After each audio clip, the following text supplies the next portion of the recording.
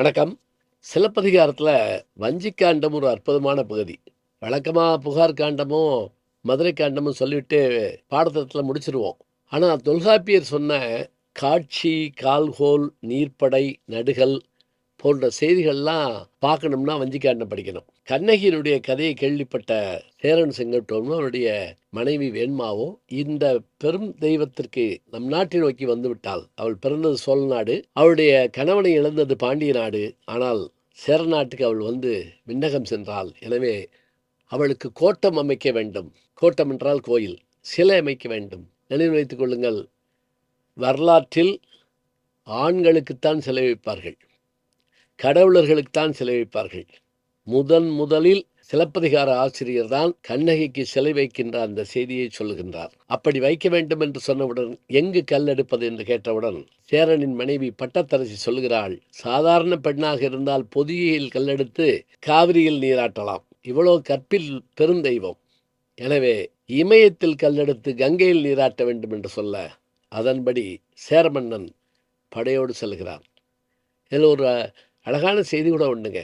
நாம் படையெடுத்து வருகிறோம் என்று இமயத்தை சார்ந்தவர்களுக்கு அறிவியுங்கள் என்று தன்னுடைய மந்திரிமாரிடம் சொல்ல, அதற்கு அந்த மந்திரி சொன்ன ஒரு வார்த்தை, தேவையில்லை அரசே, நம் நாட்டு ஒற்றர்கள் வெளிநாடுகளில் இருப்பதைப் போல அந்நாட்டு ஒற்றர்கள் இங்கு இருப்பார்கள்.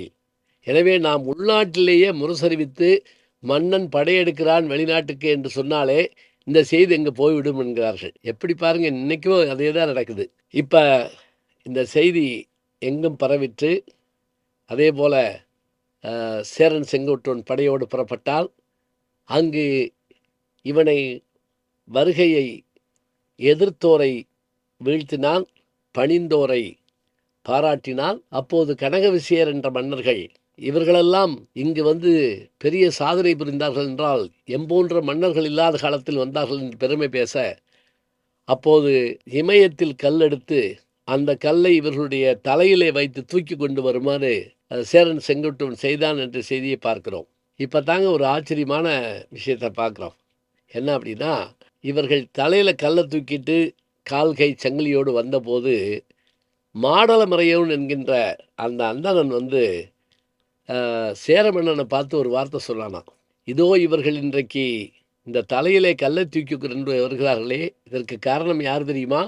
மாதவி மடந்தை காணற் பாணி கனக விசேர்தம் முடித்தலை நெறித்ததுன்னானாம். இதை கேட்டு மன்னன் வியந்து போய், என்ன சொல்கிறீர் என்று கேட்க, இந்த செய்தி புதிதாக இருக்கிறதே. ஆமாம் அரசே, சோழ நாட்டில் மாதவியோடு இருந்த கோவலன் ஒரு முழுநிலவு நாளில் காணல் வரி பாட, இவனுடைய பாட்டுக்கு எதிர்பாட்டு அவள் பாட, அந்த பாட்டின் உட்கருத்தை தவறாக புரிந்து கொண்ட கோவலன் அவளை பிரிந்தவன் கண்ணகியை மீண்டும் சந்திக்க, அவளையும் அழைத்து கொண்டு மதுரைக்கு வர, வந்த இடத்தில் சிலம்பு விற்க போக, அதன் காரணமாக கல்வன் என்று பட்டம் சூட்டப்பட, பிறகு அவனுடைய தலை வெட்டப்பட, கோபம் கொண்ட கண்ணகி மதுரையை தீக்கிரையாக்கி உன் நாட்டுக்கு வர, அங்கு வந்த அவளுடைய அருஞ்செயலை பார்த்த நீயும் உன்னுடைய சுற்றமும் இத்தகைய பத்தினி பெண்ணுக்கு கல்லெடுக்க வேண்டுமென்று இங்கே இமயத்தை நோக்கி வந்திருக்கிறீர்கள் என்று சொன்னால், அன்றைக்கு மாதவி பாடிய அந்த பாட்டுத்தான் இவர்களை தலையிலே கல்லை தூக்க வைத்திருக்கிறது. ஒரு சில காப்பியத்தையே 2 வரையில் சொல்லி முடிச்சிட்டாருங்க. மாதவி மடந்தை காணற் பாணி கனக விசேர்தம் முடித்தலை நெறித்தது. இந்த செய்தியை வச்சு சிலப்பதிகாரத்தை அப்படி பாராட்டலாங்க. இதை கேட்ட மன்னன் மிக மகிழ்ந்து வேண்டிய பொருள் கொடுத்தான். பிறகு தொடர்ந்து கதை போவதை பார்க்கின்றோம். சிலப்பதிகாரத்தில் எந்த பகுதியை எடுத்து பார்த்தாலும் அதனுடைய நுட்பத்தை புரிந்து கொண்டால் அருமை நமக்கு தெரியும். நல்ல செய்திகளை நாளும் சிந்திப்போம். நாளை சந்திப்போம். வணக்கம். ஜி ஞானசம்பந்தன் யூடியூப் சேனல் பாருங்கள். உங்களை தேடியே உங்கள் வீட்டுக்கு வருது. கேட்காம ஒரு விஷயம் உங்களை தேடி வருது பாருங்கள், அதை பிடிச்சி வச்சுக்கோங்க. நம்முடைய ஜி ஞானசம்பந்தன் யூடியூப் சேனலை தொடர்ந்து எக்ஸலம், இன்ஸ்டாகிராம், ஃபேஸ்புக், வாட்ஸ்அப் என்று அனைத்து தளங்களிலும் நாம் இயங்கிக் கொண்டிருக்கின்றோம். நீங்களும் எங்களோடு வாருங்கள்.